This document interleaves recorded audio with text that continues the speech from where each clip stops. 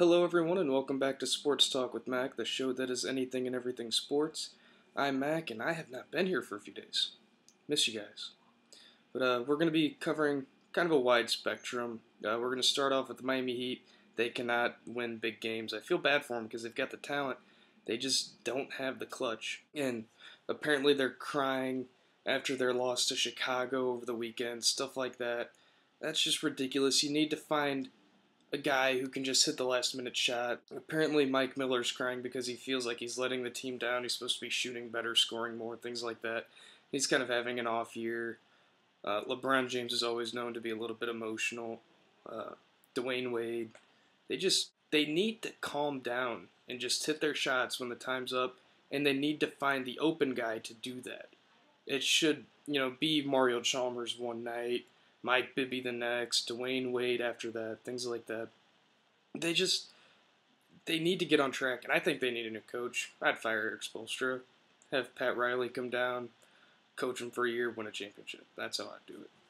So, yeah, big boys don't cry, as Phil Jackson says, and I totally agree with him. That's just ridiculous. Oh, I find this one kind of funny. Zach Greinke apparently has a broken rib or multiple broken ribs after playing basketball. Yeah, Zach Greinke. If you know anything about him, he's got like social anxiety issues. That's why he didn't want to play in New York, because he couldn't deal with that pressure, things like that. And now he just breaks a rib playing basketball after getting traded to the Brewers. He's what I like to call a waste of talent, because guys like him shouldn't have problems like that. You're an ace pitcher. I mean, yeah, you were an ace pitcher for the Royals who blow, but come on. You don't let things like that get to you. You just have to get in your zone, things like that. Zach Greinke, he's not going to do anything for the Brewers. The Brewers are kind of like the Washington Redskins. They pick up talent in free agency and things like that, and then they expect to just be the best. They don't. A few of their players, they come up through their system, but they're never. I don't think they're ever going to win the division within at least the next 5 or 10 years. I really don't. So yeah, Zach Greinke, broken rib. Jim Tressle was suspended for 2 games for apparently not telling like the AD and things like that the players traded memorabilia for tattoos or something ridiculous like that. And really, I have to applaud him for that. I really think this helps his credibility, though, because it shows that he cares about his players, and he's willing to do what it takes to help them out. And I think, it gives him credibility. It gives Ohio State more credibility. Yeah, they're going to be without him and Dan Herron, Davier Posey, Terrell Pryor, and a couple of other guys for 4 games, but it shows that he'll be there for them if he's needed. So, bravo to Jim Tressle.